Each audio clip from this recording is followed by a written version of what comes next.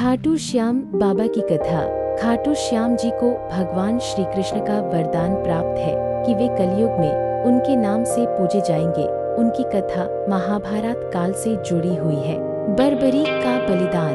बर्बरीक, जो कि खाटू श्याम बाबा के रूप में पूजे जाते हैं, महाबली भीम के पुत्र और नागकन्या मोरवी के पुत्र थे। वे बाल्यकाल से ही अत्यंत पराक्रमी और अद्भुत योद्धा थे। उन्होंने भगवान शिव की घोर तपस्या करके 3 अमोघ बाण प्राप्त किए, जिन्हें 3 बाणधारी कहा जाता है।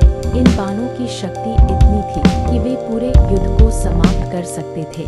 जब महाभारत का युद्ध प्रारंभ होने वाला था, तब बर्बरीक अपनी माता से आशीर्वाद लेकर युद्ध भूमि की ओर चल पड़े। वे धर्म के पक्ष में युद्ध करना चाहते थे।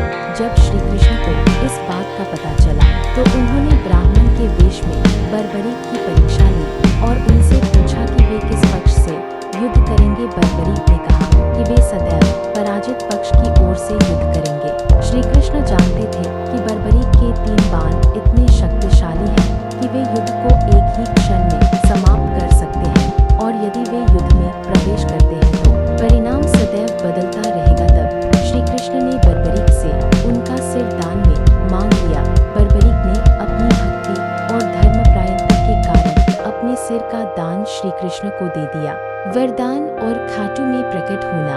बर्बरीक का सिर श्री कृष्ण के वरदान से अमर हो गया और उन्होंने कहा कि कलयुग में वे खाटू नगरी में पूजे जाएंगे। बाद में उनका सिर एक भक्त को स्वप्न में मिला और खाटू राजस्थान में इसे प्रतिष्ठित किया गया।